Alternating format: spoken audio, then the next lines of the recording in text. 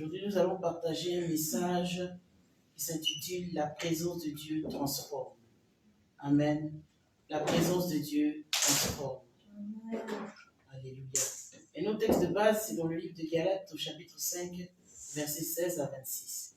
La Bible dit « Je dis donc, marchez selon l'esprit, et vous n'accomplirez pas les désirs de la chair. Car la chair a des désirs contraires à ceux de l'esprit, et l'esprit en a de contraires à ceux de la chair.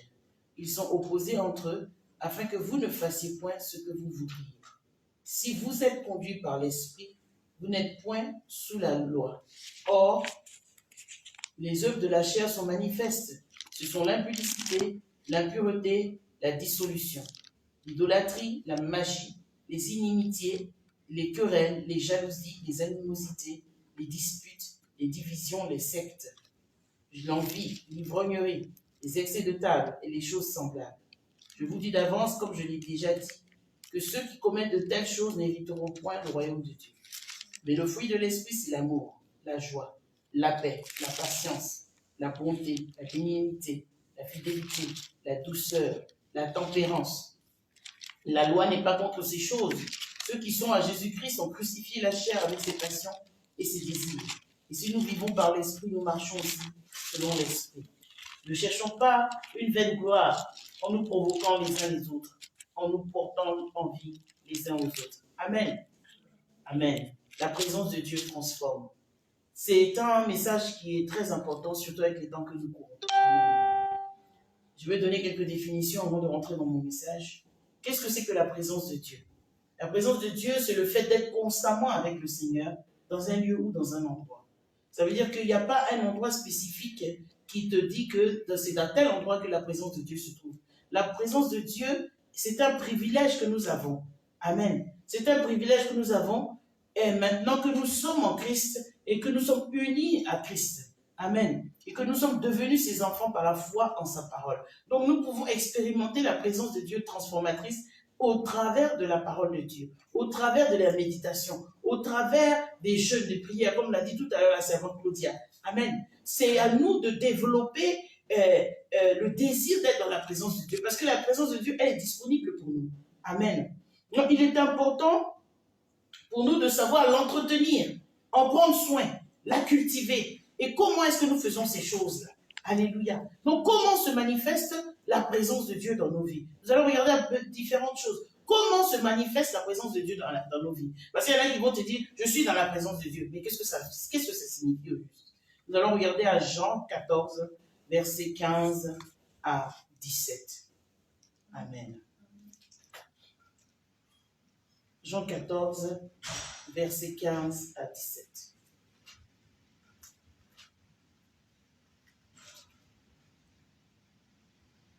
Amen. La Bible dit, si vous m'aimez, gardez mes commandements, et moi je prierai le Père, et il vous donnera un autre consolateur, afin qu'il demeure éternellement avec vous, l'esprit de vérité que le monde ne peut recevoir, l'esprit de vérité que le monde ne peut recevoir, parce qu'il ne le voit pas, et ne le voit point, et ne le connaît point, mais vous, vous le connaissez, car il demeure avec vous, et il sera en vous. Amen. Je vais m'arrêter là pour un instant.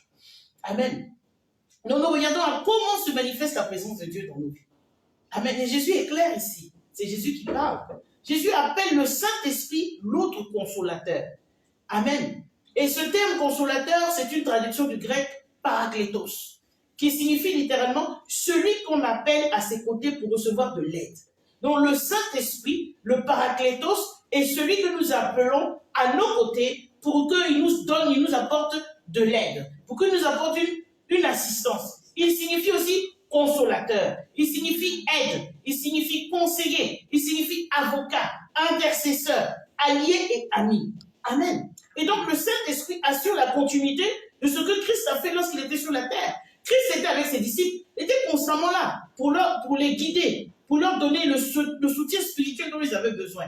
Alléluia. Et c'est comme ça que la présence de Dieu se manifeste dans nos vies, au travers du Saint-Esprit. Amen. Qui est le Parakletos. Donc la présence de Dieu est égale au Saint-Esprit.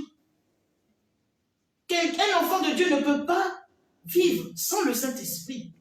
Amen. L'Esprit est à nos côtés pour nous aider.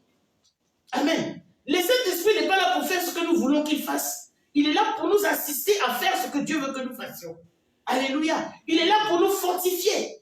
Et c'est ce que nous dit Matthieu 14, verset 30 à 31. Nous allons lire. Nous allons beaucoup lire aujourd'hui. Il est important que nous puissions appuyer tout ce que nous disons par la parole de Dieu. Matthieu 14, verset 30 à 31 dit quoi? Il dit, mais voyant que le vent était fort, il eut peur. Et comme il commençait à enfoncer, il s'écria, Seigneur, sauve-moi. Aussitôt Jésus tendit la main, saisit et lui dit, homme de peu de foi, pourquoi as-tu douté? Là, Jésus était là pour fortifier Pierre.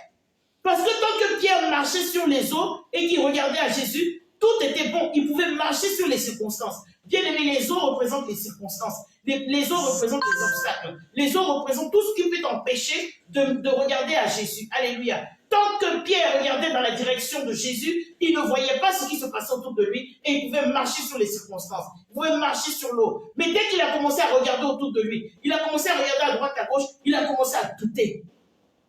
Donc Jésus avait besoin de tendre sa main pour le fortifier. Et c'est ce que fait le Saint-Esprit à travers de nos vies. Quand nous commençons à douter, quand nous commençons à nous poser des questions qui ne vont pas dans le sens de bâtir la vie de Christ en nous, le Saint-Esprit vient nous fortifier. Alléluia. Il vient nous fortifier pourquoi? Pour nous indiquer la direction à suivre durant notre vie. Pour nous reconforter dans les situations difficiles. Pour intercéder dans la prière en notre faveur. Alléluia. On va lire Romains 8, verset 26. Amen. Romains 8, verset 26 à 27.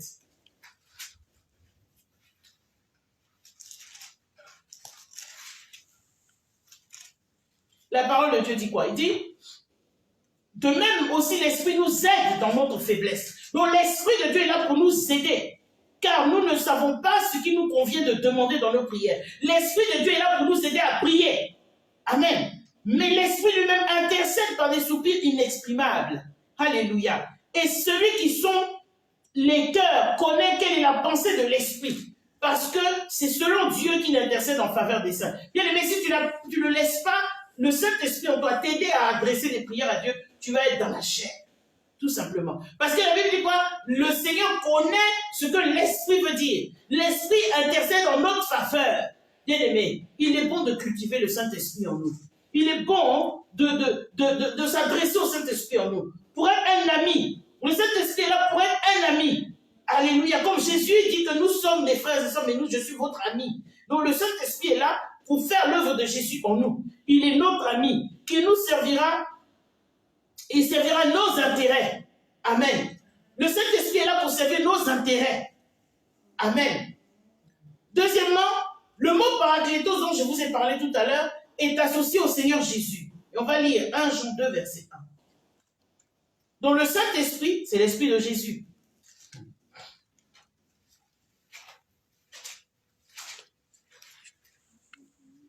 « 1 Jean 2, c'est pas Jean 1, c'est 1 Jean, et à l'épître de Jean, 1 Jean 2, verset 1. La Bible dit quoi?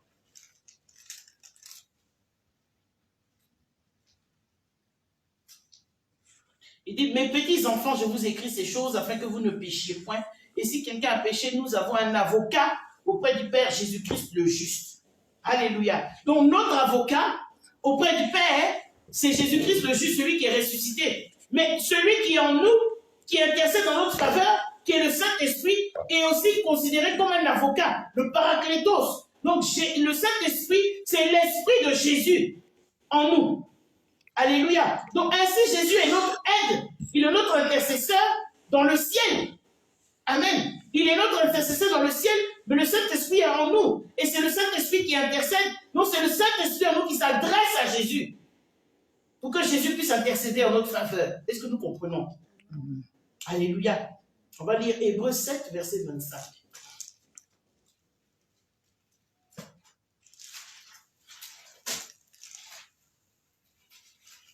Hébreux 7, verset 25 dit quoi? C'est aussi pour cela qu'il peut sauver parfaitement ceux qui s'approchent de Dieu par lui, étant toujours vivants pour intercéder en leur faveur. Waouh! Le Seigneur Jésus est toujours vivant pour intercéder en notre faveur. Et il se trouve auprès du Seigneur. Amen. Donc il est notre intercesseur dans le ciel. Amen. Pendant que le Saint-Esprit est notre aide qui habite en nous. Et le Saint-Esprit étant l'Esprit de Jésus, quand nous intercédons selon le Saint-Esprit, le Seigneur Jésus se charge d'apporter nos prières devant le Père. Alléluia. Donc le Saint-Esprit est notre intercesseur en nous sur terre. Amen. Et on va lire Romains 8, verset 9 pour soutenir cela.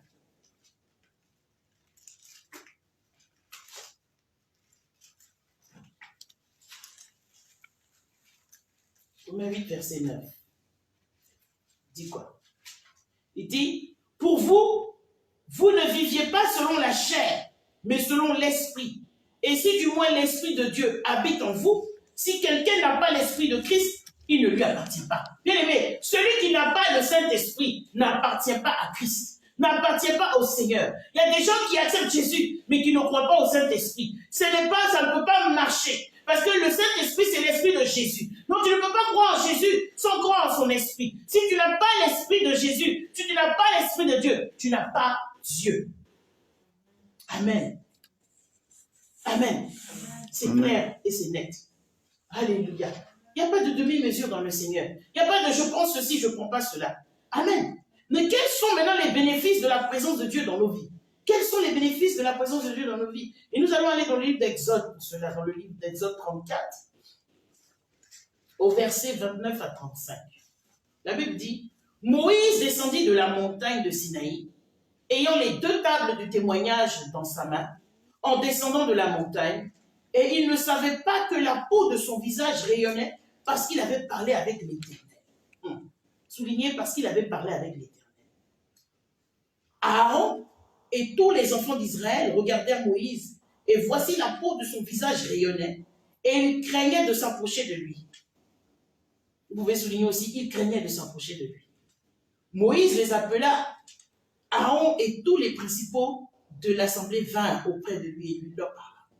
Après cela, tous les enfants d'Israël s'approchèrent et il leur donna tous les ordres qu'il avait reçus de l'Éternel sur la montagne de Sinaï. Lorsque Moïse eut achevé de leur parler, il mit un voile sur son visage.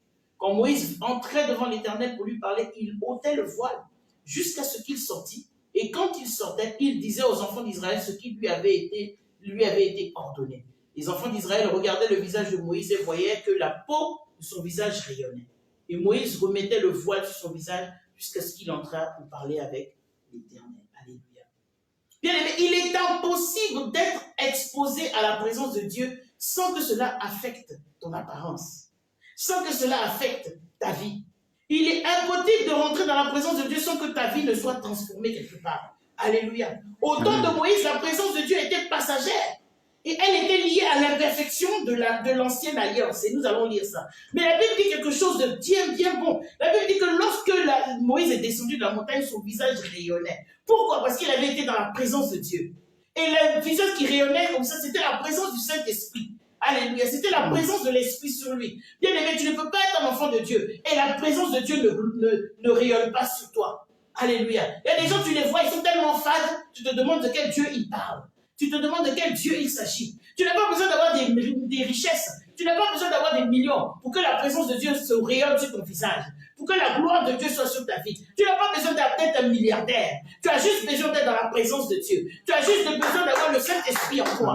Alléluia. C'est le Saint-Esprit en toi qui te fait rayonner. Et les gens vont venir te demander, mais qu'est-ce que tu fais? Qui est ton Dieu? Comment ça se fait qu'on est dans les difficultés? Comment ça se fait que nous sommes dans une pandémie, mais toi tu as toujours la joie? Comment ça se fait que tu es dans une pandémie, mais tu ne te soucies de rien? C'est parce que le Saint-Esprit est dans toi. Alléluia. Nous allons lire 2 Corinthiens 3, verset 7 à 18. 2 Corinthiens 3, verset 7 à 18. Vous voyez, le Saint-Esprit était déjà présent dans l'Ancien Testament. Donc l'Ancien Testament est valable. Alléluia. Alléluia. 2 Corinthiens 3, verset 7 à 18. La Bible dit quoi? Il dit, or, si le ministère de la mort, gravé avec des lettres sur des pierres, on parle des tables, hein? Le ministère de la mort, gravé sur des pierres, alléluia, a été glorieux, au point que les fils d'Israël ne pouvaient fixer les regards sur le visage de Moïse. Alléluia. Donc nous avons lu tout à l'heure, dans l'Ancien Testament, cette histoire de visage de Moïse qui rayonnait. Et la Bible en parle encore dans le livre de Corinthiens. Alléluia. La Bible est une continuité. Donc, il ne pouvait fixer les regards sur le visage de Moïse à cause de la gloire de son visage, bien que cette gloire fût passagère. Au temps de Moïse, l'Esprit descendait, le Seigneur descendait, parlait et puis partait. La gloire était passagère, mais malgré tout, la gloire rayonnait sur le visage de Moïse. Combien le ministère de l'Esprit ne serait-il pas plus glorieux? Combien est-ce que ça ne serait pas plus glorieux quand le Saint-Esprit même vit en toi? Si le ministère de la condamnation a été glorieux, le ministère de la justice est beaucoup plus supérieur en gloire. Alléluia. Et sous ce rapport, ce qui a été glorieux ne l'a point été à cause de cette gloire qui lui était supérieure. En effet, si ce qui était passager a été glorieux, ce qui est permanent est bien plus glorieux. Alléluia. Ayant donc cette espérance, nous usons d'une grande liberté et nous ne faisons pas comme Moïse, qui mettait un voile sur son visage, parce que les fils d'Israël ne fixent pas les regards, ne fixassent pas les regards sur la fin de ce qui était passager, mais ils sont devenus durs d'entendement. Car jusqu'à ce jour, le même voile demeure quand ils font la lecture de l'Ancien Testament. De quoi la Bible entend nous parler ici? La Bible entend nous parler des Juifs là, qui sont encore en train de lire l'Ancien Testament. Alléluia. Et qui sont voilés. Donc on ne peut pas comprendre que les chrétiens qui se disent nés de nouveau, ils cherchent à ressembler aux Juifs qui sont à Jérusalem. C'est ridicule. Je vais relire ça, il dit, mais ils sont devenus durs d'entendement. Car jusqu'à ce jour, le même voile demeure quand ils font la lecture de l'Ancien Testament et ils ne se lèvent pas parce que c'est en Christ qu'il disparaît. Nous sommes en Christ. Nous qui sommes en Christ, nous n'avons pas besoin d'aller chercher à ressembler aux Juifs qui sont en Israël. Parce qu'eux, ils sont encore durs d'entendement. Ils n'ont pas encore la révélation que le Jésus qu'ils ont crucifié là, c'était lui le Messie. C'est ce que la Bible est en train de nous dire. Ils sont encore durs d'entendement. Ils n'ont pas encore la révélation. Mais pourquoi toi tu es né de nouveau et tu cherches à leur ressembler? Tu vas les porter kippa, tu vas les porter taki, tu vas les porter ceci, des soutanes bizarres pour ressembler aux Juifs qui sont durs d'entendement. Qui n'ont pas la révélation de Jésus-Christ de Nazareth. Alléluia. Tout ça, vous partez en pèlerinage en Israël. C'est que vous n'avez pas le Saint-Esprit, vous n'avez rien compris. Ils sont encore dans la chair. Ils sont encore dans l'Ancien Testament. Alléluia. Jusqu'à ce jour, quand on lit Moïse, un voile est jeté sur vos cœurs. Ça veut dire qu'ils sont encore dans l'Ancien Testament. Ils sont dans comment on appelle, dans la Torah. Donc le voile est encore sur leur cœur. Alléluia. Le Saint-Esprit n'est pas en eux. Ne cherche pas à leur ressembler. C'est eux qui devraient chercher à te ressembler. Pas toi qui chercheras à leur ressembler. Tu peux aller en Israël pour aller voir. Pour dire que tu as vu aussi Israël. Mais ça s'arrête là. Pas pour aller faire des pèlerinages bidons. Parce que quel est le but de ton pèlerinage? Jésus lui m'a dit, l'heure est arrivée et elle vient. Où les vrais adorateurs m'adoreront en esprit et en vérité. Il a dit à la femme samaritaine au puits de Jacob. Pourquoi toi tu cours tous les jours en Israël pour aller, tu cherches quoi là-bas? Jésus n'est pas là-bas. Ils sont encore durs de cœur. Le voile est encore sur leur cœur. Mais lorsque les cœurs se convertissent au Seigneur, le voile est ôté. Convertissons-nous, alléluia, pour que le voile soit ôté réellement. Or, le Seigneur, c'est l'Esprit. Et là où est l'Esprit du Seigneur, là est la liberté, alléluia. Là est la liberté. Nous tous, qui le visage découvert, contemplant comme dans un miroir la gloire du Seigneur, nous sommes transformés en la même image, de gloire en gloire, comme par le Seigneur, l'Esprit. Alléluia. L'ancienne alliance était basée sur la loi. Et c'est dedans qu'ils sont. Alléluia. Pourquoi? Dans le sens où elle apportait la connaissance du péché. Tu ne fais pas ci, tu ne dois pas faire ça, tu ne dois pas faire ci, tu ne dois pas faire ça. Alléluia. Elle exerce un ministère de mort. Tu as fait ça, tu meurs. Tu fais ça, tu meurs. Tu fais ça, tu meurs. Alléluia. Il n'y avait pas de pitié. Parce que personne ne peut par lui-même satisfaire ses exigences. C'était impossible, physiquement, de respecter toutes ces lois-là. C'était difficile.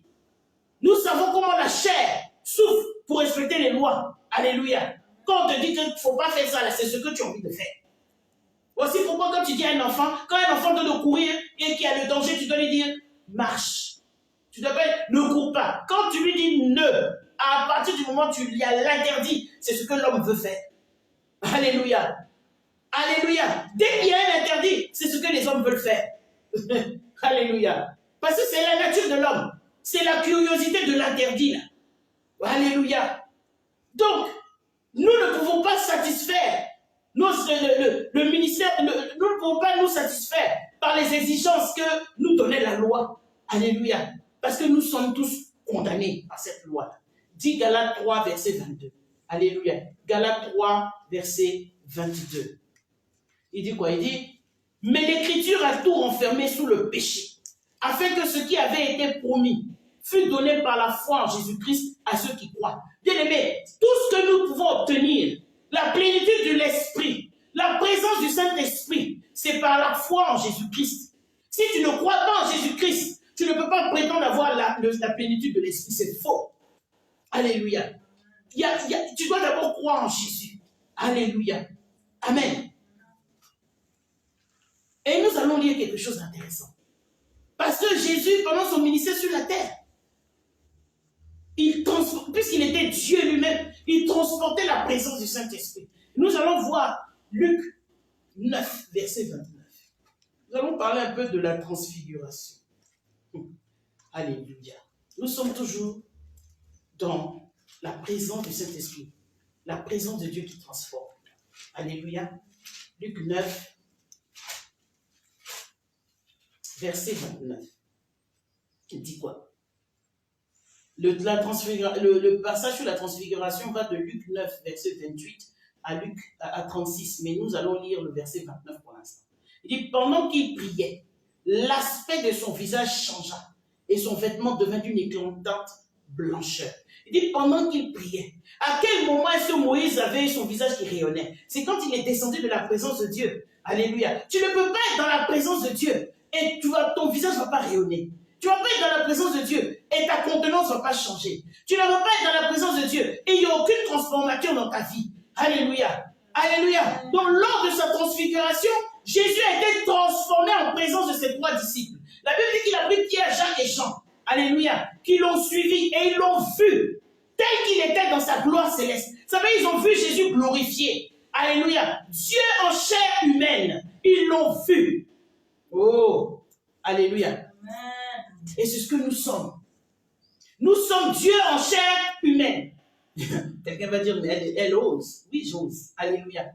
Dieu en chair humaine. Le psaume 82, verset 6 et Jean 10, verset 34 disent la même chose. Ancien Testament, Nouveau Testament. Psaume 82, verset 6. Jean 10, verset 34 dit quoi? Jésus leur dit, n'est-il pas écrit dans votre loi, pas dans ma loi, hein, dans votre loi, j'ai dit vous êtes des dieux. Jésus dit nous sommes des dieux, mais avec un petit d bien sûr. Parce que le Dieu avec un grand D, c'est Dieu le Père. Alléluia. Mais pourquoi nous ne transportons pas la présence de Dieu? Pourquoi nous ne transportons pas la présence de Dieu qui transforme les vies? Alléluia. Quels sont les symboles de la transfiguration? Parce que le Seigneur Jésus ne s'est pas transfiguré juste parce qu'il fallait se transfigurer. Ou bien il fallait juste venir dire aux gens que oui, je suis Dieu. Non. Il y avait un but derrière la transfiguration. Et c'est ce que nous allons regarder. Alléluia. Nous parlons de la présence de Dieu qui transforme. Amen. L'apparition numéro 1, les symboles de la transfiguration. Numéro 1, c'est l'apparition de Moïse et d'Élie, présente la loi et les prophètes. Moïse représente la loi, l'état de la loi. C'est Moïse qui a reçu la loi. Et puis Élie représente l'ère des prophètes. Alléluia. Donc la voix de Dieu qui provenait du ciel à ce moment-là, il dit écoute-le, écoutez-le. Alléluia. Écoutez-le. Cela montrait clairement que la loi et les prophètes doivent à présent céder la place à Jésus. Donc nous ne sommes plus sous la loi et les prophètes, mais nous sommes dernièrement dans le règne de Jésus. Alléluia. Le chemin nouveau est vivant, parce qu'il était vivant, il était glorifié. Donc déjà le Seigneur montrait qu'après la croix, voici à quoi je vais ressembler. Donc le Jésus glorifié que Pierre, Jacques et Jean ont vu, c'est le Jésus qui est assis dans les ciels aujourd'hui. Alléluia. Il voulait dire que la loi et les prophètes est remplacée maintenant par la croyance en Jésus-Christ. Alléluia. Ce qui remplace l'ancien et qui nous donne le nouveau. Donc l'accomplissement de la loi et des innombrables prophéties dans l'Ancien Testament. Voici la loi et les prophètes Moïse et Élie. Maintenant voici Jésus qui remplace. Jésus qui est l'accomplissement des promesses. Donc la loi et les prophètes se trouvaient en Jésus. Alléluia. Amen. C'était ça le premier but de la transfiguration. Parce que les apôtres étaient encore dans l'Ancien Testament. Alléluia. Puisque le règne du Nouveau Testament, de l'Esprit a commencé quand Jésus est parti. Alléluia. Donc de plus, sa forme glorifiée a révélé un aperçu de sa glorification à venir, de son intronisation comme roi des rois et seigneur des seigneurs. Alléluia. Amen. Donc sa transfiguration est en train de nous annoncer le Jésus glorieux qui doit revenir. Alléluia. Amen. Quelle est l'expérience de la transfiguration? Quelle a été cette expérience? Premièrement, un encouragement. On va lire Matthieu 16, verset 21. Un encouragement. Mais pourquoi est-ce que Jésus cherche à nous encourager? Bien sûr, il doit nous encourager. Avec les temps que nous vivons là, si Jésus ne nous encourage pas, je ne sais pas ce qu'on va faire. Alléluia. Matthieu 16, verset 21 dit: dès lors, Jésus commença à faire connaître à ses disciples qu'il fallait qu'il allât à Jérusalem, qu'il souffrit beaucoup de la part des anciens, des principaux sacrificateurs et des scribes, qu'il fut mis à mort et qu'il ressuscita le troisième jour. Donc, l'expérience de la transfiguration a été d'abord un encouragement pour Jésus lorsqu'il a affronté la mort sur la croix. Le Seigneur est entendu, fortifie-toi, parce que tu dois aller à la croix. Alléluia. Deuxièmement, ça a été l'annonce faite aux disciples que Jésus allait devoir souffrir sur la croix. Oui, il allait souffrir sur la croix. Et quand nous lisons, nous retournons dans la transfiguration, Luc 9, 31. Alléluia. Luc 9, 31. Il dit, qui apparaissait dans la gloire, parlait de son départ qu'il allait accomplir à Jérusalem. Donc déjà, la transfiguration, Jésus est en train de dire, il leur disait aussi, il fallait qu'il aille à la croix. Il a dit à Pierre, Jacques et Jean. Alléluia.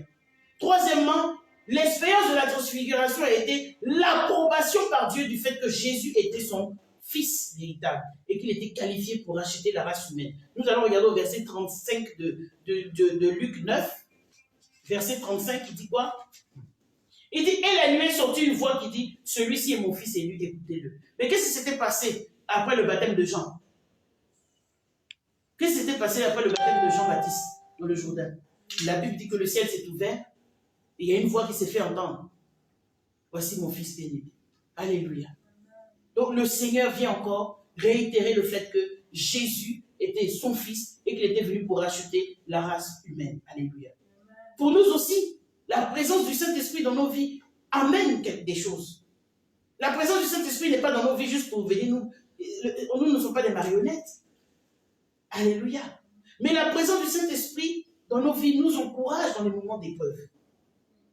Alléluia. La présence du Saint-Esprit dans nos vies, elle nous aide à persévérer dans la marche en vue de l'accomplissement de notre destinée. On va lire Habakkuk 2, versets 1 à 3. Habakkuk 2, versets 1 à 3. Alléluia. Le Saint-Esprit n'est pas dans nos vies juste parce qu'il ne sait pas où aller. Hein. Alléluia. Habakkuk 2, versets 1 à 3 dit quoi? Il dit, j'étais à mon poste et je me tenais sur la tour. Je veillais pour voir ce que l'Éternel me dirait et ce que je répliquerais après ma plainte. L'Éternel m'adressa la parole et il dit, écris la prophétie, grave-la sur des tables, afin qu'on la lise couramment, car c'est une prophétie dont le temps est fixé. Elle marche vers son terme et elle ne mentira pas. Si elle tarde, attends-la, car elle s'accomplira certainement. Il parle de quoi? Il parle de notre destinée, la prophétie de ta vie. Qu'est-ce que Dieu t'a dit? Le Saint-Esprit est là pour t'aider à accomplir cette prophétie. Le Saint-Esprit est là pour te mener vers les verts pâturages. Alléluia. Le Saint-Esprit est là pour nous aider dans notre marche en vue de l'accomplissement de notre destinée. Donc tu ne peux pas dire que tu sers Dieu et tu mets le Saint-Esprit de côté. Ce n'est pas Dieu que tu sers, tu te sers toi-même. Alléluia. La présence du Saint-Esprit dans nos vies, elle confirme que nous sommes enfants de Dieu. Jean 1, verset 12 dit quoi? Mais à tous ceux qui l'ont reçu, à ceux qui croient en son nom, elle a donné le pouvoir de devenir enfants de Dieu. Alléluia. Alléluia. Quels sont les signes d'une vie sans la présence de Dieu? Sans l'Esprit de Dieu. Oui, parce que il y en a, c'est pas tout le monde qui a l'Esprit de Dieu. On va dire, qu'est-ce que signifie ou quels sont les signes d'une vie sans la présence de Dieu, sans l'Esprit de Dieu? 2 Timothée 3, versets 1 à 9. Parce que beaucoup sont dans l'église, il n'y a aucune présence de Dieu dans leur vie. Vous savez, il y a des choses pour lesquelles je dis toujours, il y a des choses pour lesquelles tu n'as pas besoin d'aller prier ni jeûner. Tu as juste à observer la personne et tu sais que cette personne ne marche pas avec l'Esprit de Dieu. Alléluia. Tu n'as pas besoin d'aller faire un jeûne de 40 jours pour ça. Tu as juste à observer la personne. Alléluia. 2 Timothée 3, verset 1 à 9 dit quoi? Il dit, sache que dans les derniers jours, il y aura des temps difficiles. Est-ce que je parle à quelqu'un? Sache que dans les derniers jours, il y aura des temps difficiles. Car les hommes seront égoïstes, amis de l'argent, fanfarons, hautains, blasphémateurs, rebelles à leurs parents, ingrats, irréligieux, insensibles, déloyaux, calomniateurs, intempérants, cruels, ennemis des gens de bien, traîtres, emportés, enflés d'orgueil, aimant le plaisir plus que Dieu, ayant l'apparence de la piété, mais régnant tout ce qui en fait la force. Éloigne-toi de ces hommes. Il en est parmi eux qui s'introduisent dans les maisons et qui captivent des femmes d'un esprit faible et borné, chargées de péché, agitées par des passions de toute espèce, apprenant toujours et ne pouvant jamais arriver à la connaissance de la vérité. De même que Janès et Jambres s'opposèrent à Moïse, de même ces hommes s'opposent à la vérité, étant corrompus d'entendement, réprouvés en ce qui concerne la foi, mais qui ne feront pas de plus grands progrès, car leur folie sera manifeste pour tous, comme le fut celle de ces deux hommes. Alléluia. Je ne suis pas venu pour prêcher sur Janès et Jambres aujourd'hui. Alléluia. Mais je suis venu montrer les signes qui montrent l'absence de cet esprit dans la vie d'un homme. Alléluia. Quand vous voyez ces choses-là dans la vie de quelqu'un, le Saint-Esprit n'est pas là. Alléluia. Il n'y a pas besoin d'aller prier. Quand quelqu'un manifeste ce genre de comportement, ce genre d'attribut, le Saint-Esprit n'est pas là. Dans les derniers jours font référence à l'ère chrétienne dans son ensemble. Alléluia. Et nous vivons les derniers jours. Paul prophétise par le Saint-Esprit. En 1 Timothée 4, verset 1, je vais lire rapidement. 1 Timothée 4, verset 1, il dit quoi? Il dit, mais l'Esprit dit expressément que dans les derniers temps, quelques-uns abandonneront la foi pour s'attacher à des esprits séducteurs et à des doctrines de démons.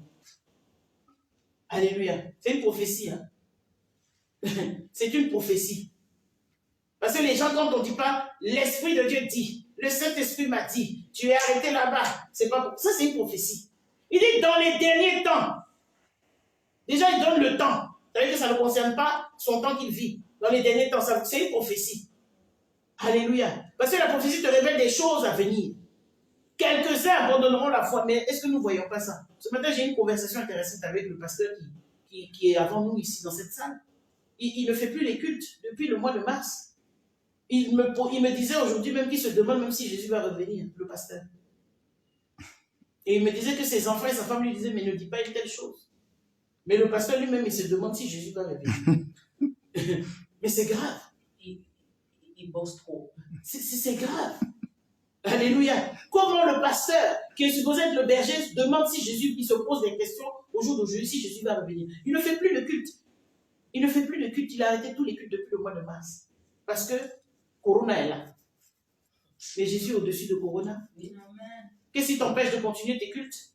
Nous allons rentrer, nous rentrons à partir de jeudi, nous rentrons en confinement encore. Nous allons continuer nos cultes. Nous faisons toujours nos cultes les jeudis.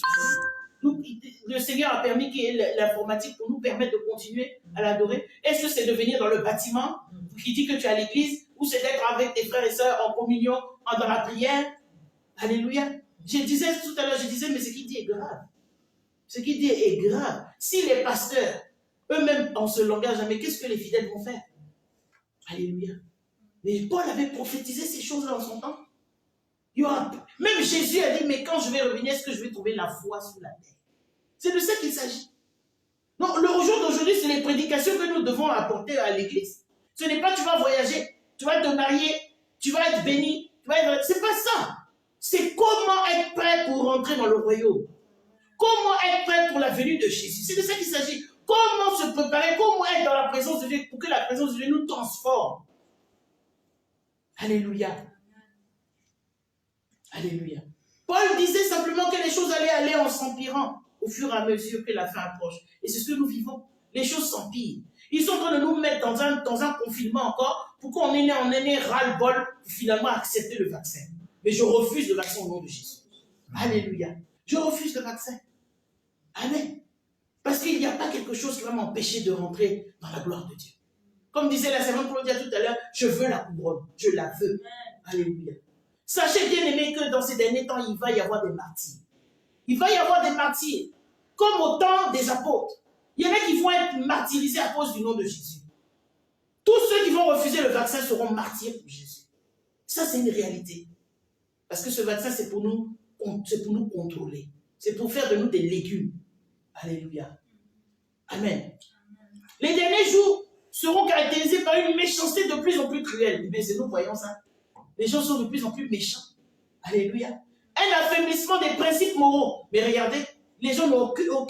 Tu vas sur Facebook, tu vois des paires des fesses ici, tu vois des poitrines ici, les gens sont à moitié nus pour vendre un yaourt, les gens sont nus pour... C'est quoi toutes ces histoires? Qu'est-ce que la nudité a à voir avec le yaourt? Ou qu'est-ce que la nudité a à voir avec une carotte? Rien du tout. Alléluia. Mais absolument rien. Ça veut dire que nous n'avons plus de principes moraux. Alléluia. La multiplication des faux croyants. Oh, c'est rempli dans l'église, des faux croyants. Ils ne croient que ce qu'ils veulent dans la Bible. Ça veut dire qu'ils choisissent les morceaux dans la Bible qui leur sied, mais le reste, on n'en veut pas. Bien aimé, la transfiguration de Jésus venait pour dire que voici l'accomplissement de la loi et des prophètes. Et voici l'accomplissement de toutes les prophéties. Jésus est l'accomplissement de tout. La parole de Dieu. Alléluia. Amen. Des fausses églises. Multiplication des fausses églises. Mais tu as juste à ouvrir ton Facebook et puis ils sont là. Alléluia. Amen. On va lire Matthieu 24, versets 11 à 12. Tu as juste à ouvrir le Facebook et les fausses églises sont remplies partout. Alléluia. Chacun se lève et dit ce qu'il veut. Alléluia. Matthieu 24, versets 11 à 12. La Bible dit quoi? Plusieurs faux prophètes s'élèveront. Plusieurs faux prophètes s'élèveront et ils séduiront beaucoup de gens. La Bible dit, c'est que c'est vrai. Et parce que l'iniquité se sera accrue, la charité du plus grand nombre se refroidira. Parce que les gens vont croire en ces faux prophètes-là. Les gens ne sont pas assis dans la parole de Dieu. Bien aimés, lisons la parole de Dieu. Attachons-nous à la parole de Dieu. Vivons la parole de Dieu. Buvons la parole de Dieu. Mangeons la parole de Dieu. Alléluia. Nous sommes dans les derniers jours. Et Paul lance cet avertissement afin de fortifier les pasteurs et les églises qui demeureront fidèles. Nous devons rester fidèles à Christ. Alléluia. Nous devons rester fidèles à sa révélation. Alléluia. La pleine bénédiction du salut en Christ, c'est la puissance de l'effusion de l'Esprit, seront toujours accessibles à ceux qui seront restés fidèles à la foi. Tu vas regarder à ton voisin et dire, reste fidèle à la foi et aux œuvres du Nouveau Testament. Reste fidèle à la foi. Restons fidèles pour cultiver la présence de Dieu qui transforme. Restons fidèles. Alléluia. Restons fidèles à la foi et aux œuvres du Nouveau Testament. Et une grande grâce et un grand pouvoir nous sera accordé. Alléluia. Tant que nous nous attachons à la foi, tant que nous nous accrochons à la foi, on va lire Jude 3, nous accrochons à cette foi, cramponnons-nous à cette foi-là. Alléluia. Cramponnons-nous. Alléluia. Jude. Ça ne va pas être facile. Plus le temps passe, plus ça va devenir difficile. Mais accrochons-nous. Jude 3. Jude, c'est seulement un seul livre. Donc, Jude 3. Il dit, bien aimé, comme je désirais vivement vous écrire au sujet de notre salut commun, je me suis senti obligé de le faire afin de vous exhorter à combattre pour la foi qui a été transmise aux saints une fois pour toutes. Il n'y a pas 50 000 fois. La foi a été transmise une fois pour toutes. Alléluia. Dis à ton voisin, cramponne-toi à la foi. Cramponne-toi à la foi. Transmise par les apôtres. Transmise au travers de la parole de Dieu. Alléluia. Cramponnons-nous à la foi originelle, bien-aimés. Cramponnons-nous. Alléluia. Amen. On va retourner dans le livre de 2 Timothée. 2 Timothée 3, verset 5.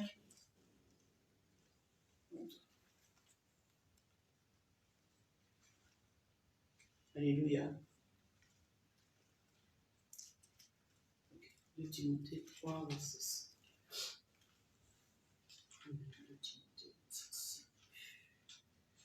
Alléluia. Il dit quoi? Il dit, ayant l'apparence de la piété, mais reniant ce qui en fait la force, éloigne-toi de ces hommes-là. Ayant l'apparence de la piété. Paul se réfère ici à ceux qui professent être chrétiens. Il y en a plein dans l'église. Ils professent être chrétiens. Mais tous ceux qui paraissent être religieux sans toutefois manifester la puissance de Dieu qui délivre du péché, de l'égoïsme et de l'immoralité. Il ne parle jamais de péché. Il ne parle que des bénédictions. Dieu va te délivrer, Dieu va te donner ceci, Dieu va t'élever, tu vas voyager, tu vas enfanter, tu vas te marier. Bien-aimé, la parole dit que Jésus a commencé son ministère en disant, répentez-vous. Répentez-vous. Jean-Baptiste, celui qui a créé le chemin du Seigneur, a dit, répentez-vous, car le royaume de Dieu est proche. Si Jésus qui est le maître commence son ministère en disant, répentez-vous, pourquoi toi tu penses que tu vas dire, tu vas voyager? Qu'est-ce que le voyage va avoir avec le salut? Mais si tu as un passeport que tu voyages, que tu as les moyens, tu vas demander un visa, on te donne un visa, tu voyages, quel est le miracle qui est là? Il n'y a aucun miracle. Alléluia. Les gens voient le voyage comme un miracle. Les gens voient le mariage comme un miracle. La Bible dit que l'homme quittera son père et sa mère, s'attachera à la femme, les deux deviendront une seule chair. C'est une loi de Dieu. S'il n'y a pas de miracle là, alléluia, ce n'est pas un miracle. Ces personnes dont la Bible parle, elles tolèrent l'immoralité dans leurs églises, dans les assemblées, et enseignent qu'il est acceptable pour le croyant de pratiquer les péchés mentionnés au verset 2 et 4, je vais lire. Il dit quoi? 2 et 4, il dit, car les hommes seront égoïstes, on l'a vu tout à l'heure, amis de l'argent, fanfarons, hautains, blasphémateurs, rebelles à leurs parents, ingrats, irréligieux, insensibles, déloyaux, calomniateurs, intempérants, cruels, ennemis des gens de bien, traîtres, emportés, enflés d'orgueil, aimant le plaisir plus que Dieu. On les trouve dans les églises. Alléluia. Mais le Seigneur dit ces gens-là, il faut t'éloigner d'eux. Parce qu'ils réunissent ce qui fait la force de l'esprit, ce qui fait la force de la piété. Ils ont juste l'apparence de la piété, mais au fond, ce sont des loups ravisseurs. Alléluia. Ils proclament que ces choses que je viens d'énumérer n'auront aucun effet sur le salut du chrétien et ne l'empêcheront nulle part d'hériter du royaume de ces faux. Dis à ton voisin, attention aux faux prophètes. Si tu te trouves dans ces choses-là, tu n'iras pas, tu ne seras pas sauvé. Tu ne peux pas être vaudré dans ces choses-là et puis être sauvé. C'est impossible. Alléluia. Au verset 8, il dit quoi? Du même chapitre 3 de 2 Timothée. Il dit, de même que Genès et Jambres s'opposèrent à Moïse, de même ces hommes s'opposent à la vérité, étant corrompus d'entendement réprouvés en ce qui concerne la foi. Ils s'opposent à la vérité. Les faux docteurs dans l'Église peuvent souvent être identifiés par leurs oppositions ou leurs indifférences aux vérités fondamentales de l'Évangile. Alléluia. C'est eux qui vont discuter l'histoire du vin, par exemple. Non, on doit boire un peu. Non, on ne doit pas boire un peu, on doit boire un peu. Mon ami, si tu veux boire, il faut boire. Ça va t'emmener ou ça va t'emmener. La Bible dit que soyez ivres de l'esprit. Ça ne veut pas dire d'aller s'enivrer d'autres choses. Il ne faut pas comprendre des pasteurs, ils boivent, ils se saoulent même. Il y a des pasteurs qui sont alcooliques. Et ils trouvent que c'est normal. Non, Jésus a bu. Quand Jésus buvait le vin, là, tu étais là-bas pour savoir c'est quel vin il buvait. Alléluia. Tu savais, la Bible dit qu'il a bu le fruit de la vigne. Alléluia. Le vin, là, c'est le fruit de la vigne qui est passé par la fermentation. Ça n'a rien à voir. Alléluia. Soyons véridiques. Alléluia. Soyons véridiques. Amen. Tu vas regarder à ton voisin et tu dis, regarde autour de toi et discerne. Quand tu ouvres ton Facebook, discerne. Est-ce que tu reconnais la manifestation de la présence transformatrice de Dieu? Quand tu es rentré dans la présence transformatrice de Dieu, tu ne discutes plus sur ces petites choses-là. Ces petites choses ne doivent pas être un sujet de discussion. Alléluia. Ça ne doit plus être un sujet de discussion. Parce que la présence de Dieu, la présence de l'Esprit de Dieu en toi a déjà transformé ton cœur, a déjà transformé ta pensée, a déjà transformé ton attitude, a déjà transformé tout ce que tu es. Alléluia. Amen. Deuxième façon de discerner que ces gens n'ont pas l'Esprit de Dieu. Galates 5, verset 19 à 21.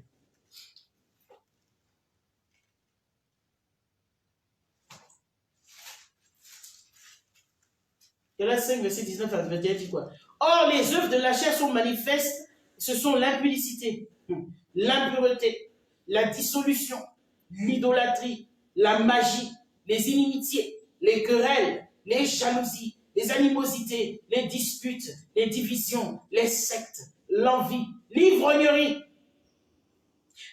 les excès de table et les choses semblables. Je vous dis d'avance, écoutez bien, je vous dis d'avance, comme je l'ai déjà dit, que ceux qui commettent de telles choses n'hériteront point le royaume de Dieu.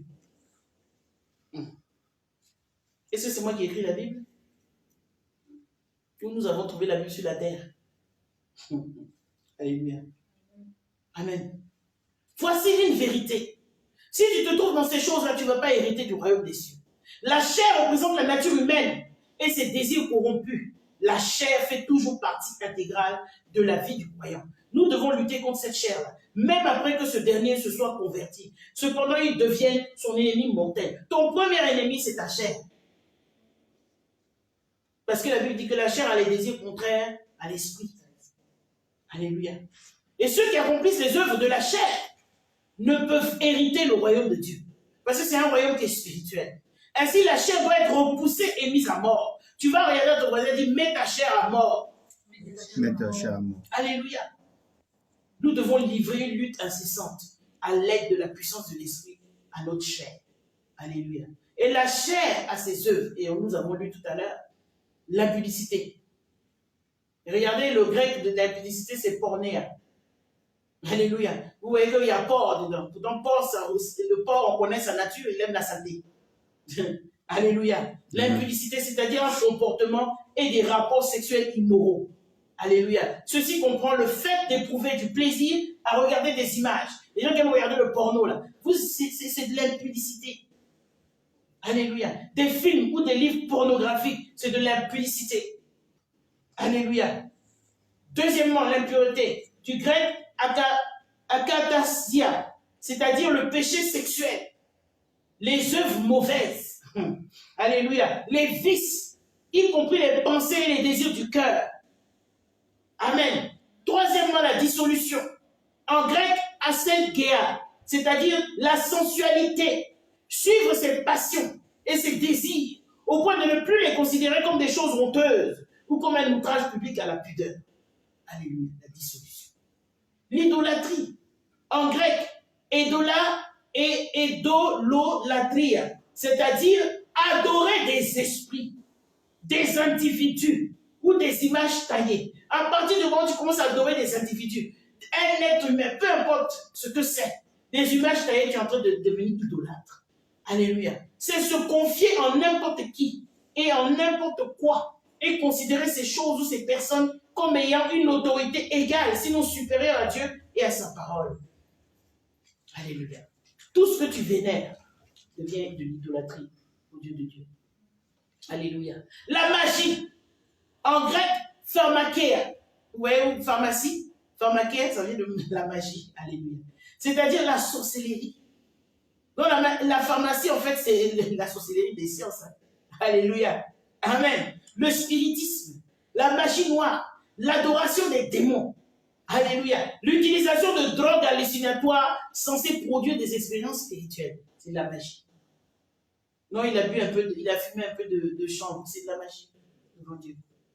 Parce que c'est pour te faire. Vous savez que tu es dans un autre monde. Alléluia. Tu as des hallucinations. Tu planes. Alléluia. On ne doit pas planer, on doit rester sur la terre. Alléluia. Amen. C'est notre esprit qui est connecté au spirituel. Sinon, tes pieds doivent être sur la terre. Alléluia. 6. Les inimitiés. En grec, ektra, c'est-à-dire des actes ou des intentions hostiles et violentes, haine ou aversion extrême. Tu es là et puis tu détestes les gens, on ne sait pas pourquoi.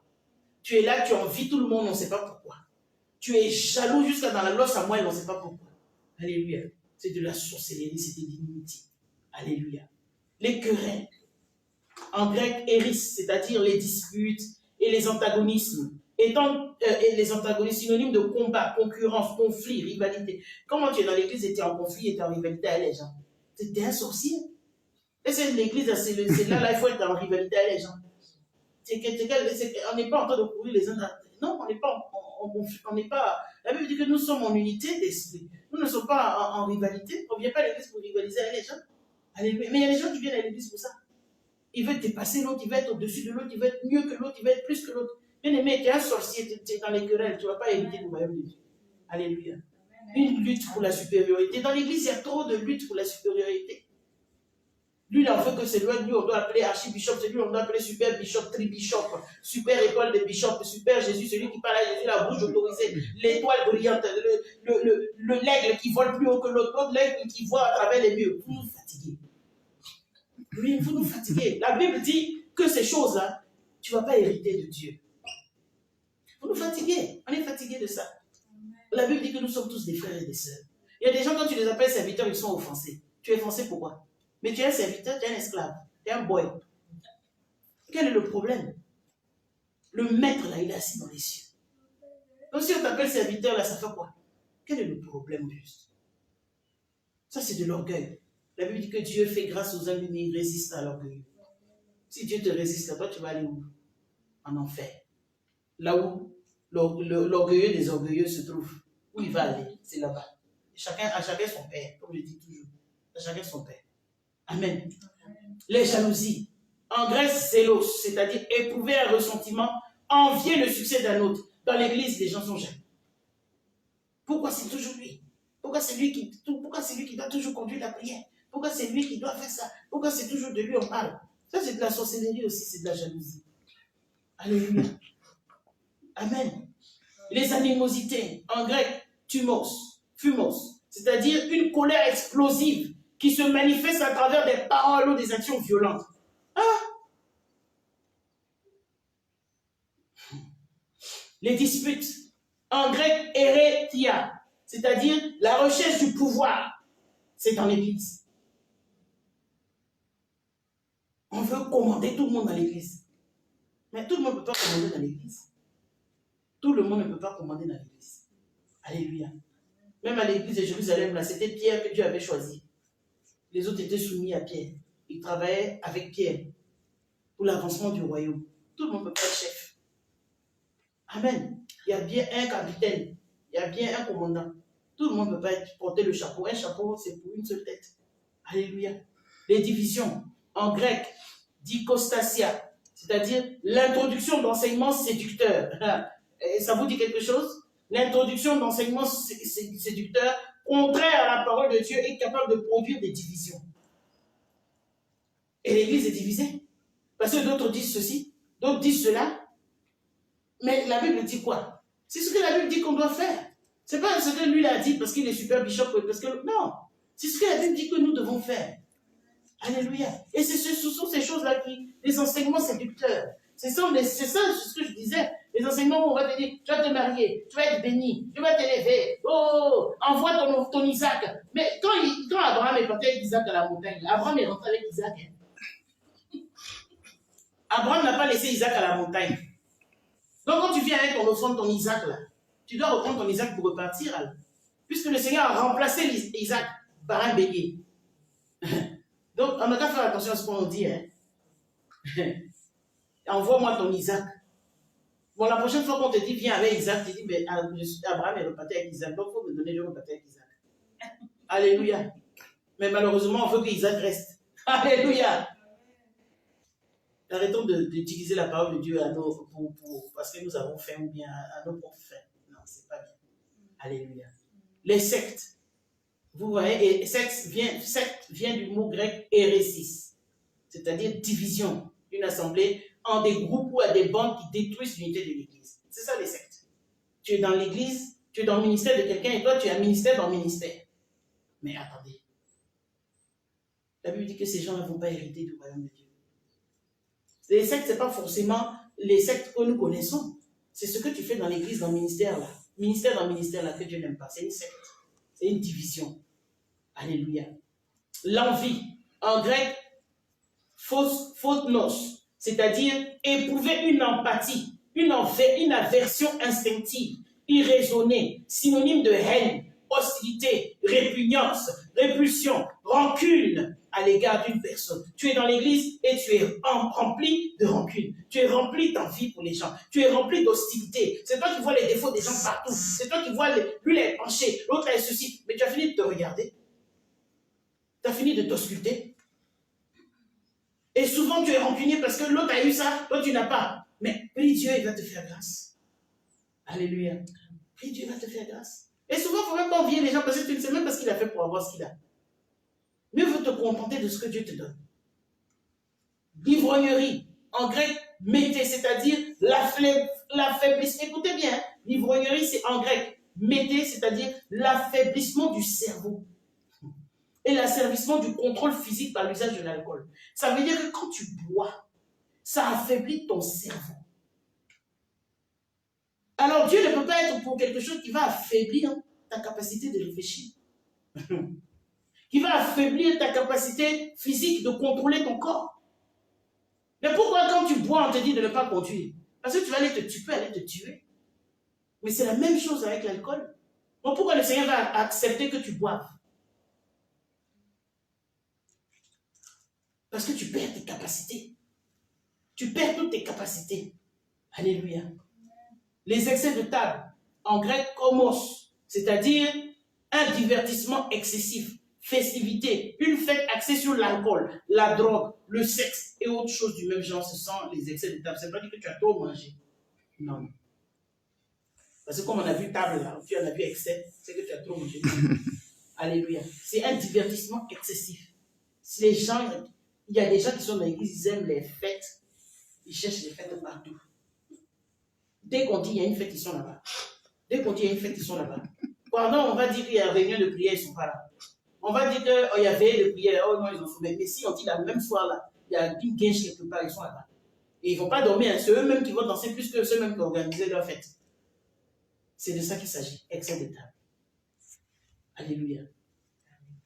Donc tous les chrétiens, tout chrétien, et je dis ça vraiment de façon solennelle, qui se livre à de telles activités, s'exclut lui-même du royaume de Dieu. Tu t'exclus toi-même du royaume de Dieu. C'est-à-dire que cette personne ne possède pas le salut éternel. Et ça, c'est la vérité. Et ne bénéficie pas de la présence de Dieu manifestée par la présence du Saint-Esprit dans sa vie. Donc, ce que tu manifestes, là, ce sont les petits démons qui te fatiguent. Ce n'est pas le Saint-Esprit. Alléluia. Alléluia. Nous devons faire la différence entre être possédé et être rempli du Saint-Esprit. Alléluia. Amen. Donc, quels sont les signes? J'ai bientôt fini. Quels sont les signes d'une vie dans la présence de Dieu avec l'Esprit de Dieu?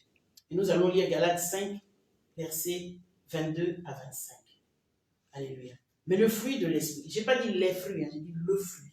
C'est un fruit, c'est comme une orange. Alléluia. Mais le fruit de l'Esprit, c'est l'amour, la joie, la paix, la patience, la bonté, la bénignité, la fidélité, la douceur, la tempérance. La loi n'est pas contre ces choses. Ceux qui sont à Jésus-Christ ont crucifié la chair et ses passions et ses désirs. Et si nous vivons par l'Esprit, nous marchons aussi selon l'Esprit. Alléluia. Amen. Donc, voici les signes d'une vie dans la présence de Dieu avec l'Esprit de Dieu. Le fruit de l'Esprit. Donc, à l'opposé des œuvres de la chair, on trouve un mode de vie clairement défini, appelé le fruit de l'Esprit. Amen.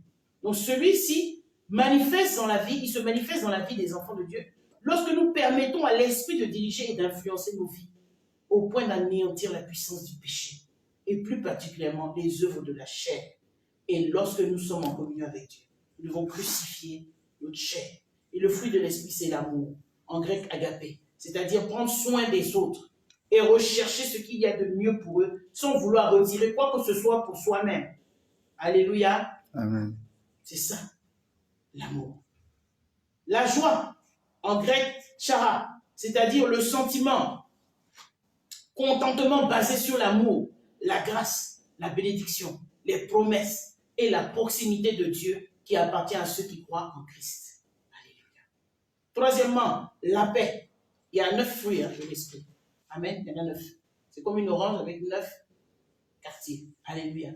La paix, en grec, éréné, c'est-à-dire la quiétude du cœur et de l'esprit, basée sur la prise de conscience que tout est en ordre entre le croyant et son Père céleste. C'est ça la paix.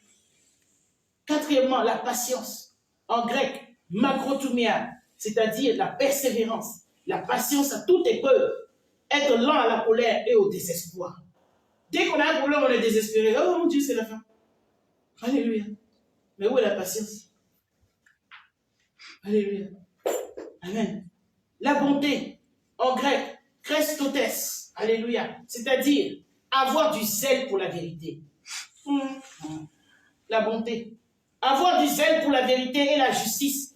Détester le mal.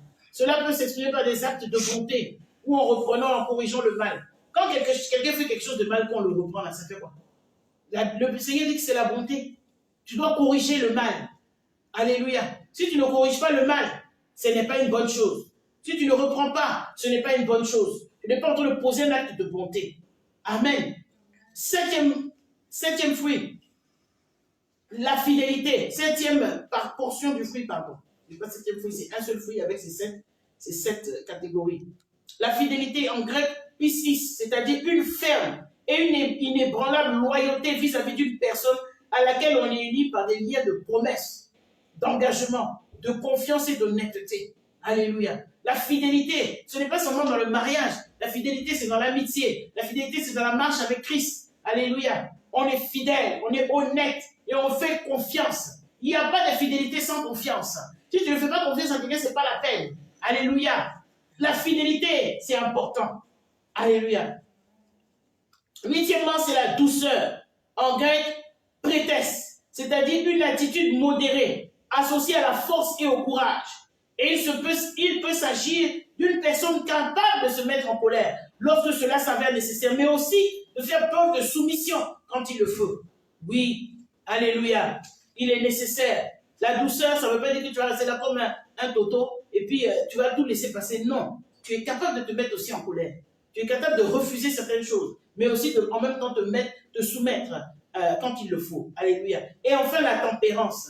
En grec, ekratéa, c'est-à-dire maîtriser ses passions et ses désirs, y compris la pureté et le fait de demeurer fidèle au vœu de mariage. C'est ça la tempérance. Alléluia. Amen. Amen. Donc ici, il n'y a aucune restriction à ce type de mode de vie. Un chrétien peut en fait, et il doit même sans cesse pratiquer ces vertus-là. Ce sont des vertus du fruit de l'esprit. Ce sont les vertus de l'esprit en nous. Alléluia. Et nous devons aspirer à ces choses-là. Nous devons chercher à ce que ces choses se manifestent dans nos vies. Et je vais conclure avec 1 Corinthiens 12, qui est très long, mais je vais lire quelques versets. 1 Corinthiens 12.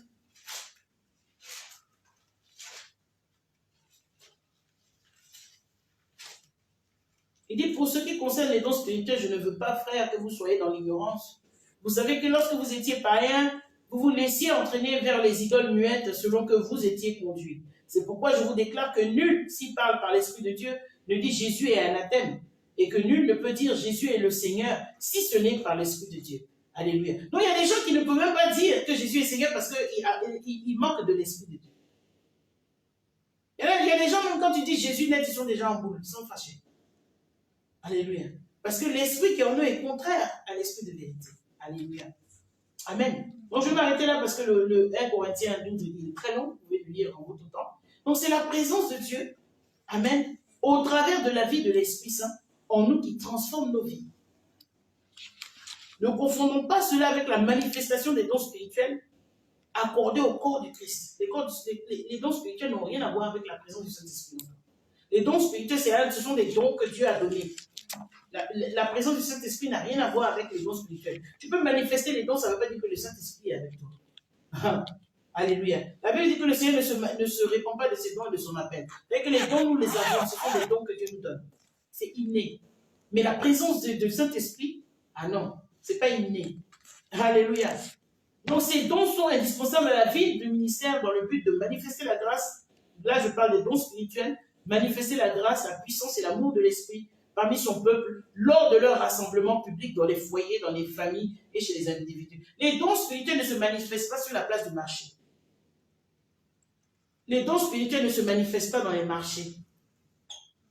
Les dons spirituels, c'est pour l'Église. C'est pour montrer à l'Église la puissance et la grâce de Dieu. Alléluia.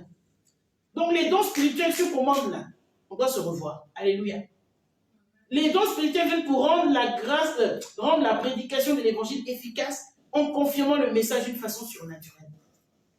Il y a des gens qui sont comme Thomas, ils ont besoin de voir. Donc le Seigneur manifeste ses dons. Alléluia. Les dons spirituels sont là pour répondre aux besoins des êtres humains, pour fortifier et édifier spirituellement. Et l'Église ainsi que chaque croyant, c'est-à-dire perfectionner les chrétiens dans une charité venant d'un cœur. Mais bon, quand on manifeste les dons et puis ça ne bâtit pas l'âme, ça n'édifie personne. Alléluia. C'est pour ça que j'ai dit les prophéties qui sont basées sur les culottes des gens, les conneries comme ça n'édifie personne. Je suis parti dans ton village, j'ai vu le sorcier du village, il t'a fait ça. Ou bien quand on fait une délivrance, il y a des délivrances qui sont complètement ridicules. Et on voit ça sur les réseaux sociaux. D'abord, quand tu es en train de faire une délivrance, déjà même quand tu finis ton culte, tu es en train de faire le ministère, tu n'as pas besoin de filmer ça n'intéresse personne. Parce que c'est les gens, c'est la vie des gens que tu exposes sur les réseaux sociaux. Et puis deuxièmement, il y a des gens, quand ils font des délivrances, amenez la caméra ici, filmez le démon en train de parler. Mais à quoi ça rime? À quoi ça rime? Est-ce que Jésus avait déjà dit d'avoir des conversations avec les démons et puis de filmer pour montrer au monde entier que le démon est en train de parler? C'est du cirque. C'est du cirque. La seule fois où on a vu Jésus parler au démon, il a dit, quel est ton nom? Il a dit, légion. Il dit, ok, allez, sors. On n'a pas vu Jésus en train d'échanger. Bon, légion, tu viens de d'où? Tu étais passé où? Tu t'as... C'est pas tout ça. Mais c'est du spectacle que nous faisons dans l'église. Parce que la chair aime le spectacle. Ça ne glorifie pas Dieu. Ça ne bâtit pas Dieu. Ça n'édifie personne. Alléluia. Ça n'édifie personne. Alléluia. La manifestation des dons, c'est pour lutter contre Satan. C'est pour glorifier Satan. C'est pas pour élever Satan. C'est pour lutter contre lui. Alléluia. Et les forces du mal. Donc, je voudrais nous dire cet après-midi que la présence de Dieu soit réellement transformatrice dans nos vies. Et que le fruit de l'esprit soit notre partage. Amen. Donc, ce message était sur la présence de Dieu qui transforme. Nous avons besoin de laisser l'esprit de Dieu nous transformer. Transformer nos cœurs, transformer nos comportements, transformer nos attitudes. Alléluia. Sans quoi nous ne pourrons pas hériter du royaume de Dieu. Que Dieu nous bénisse.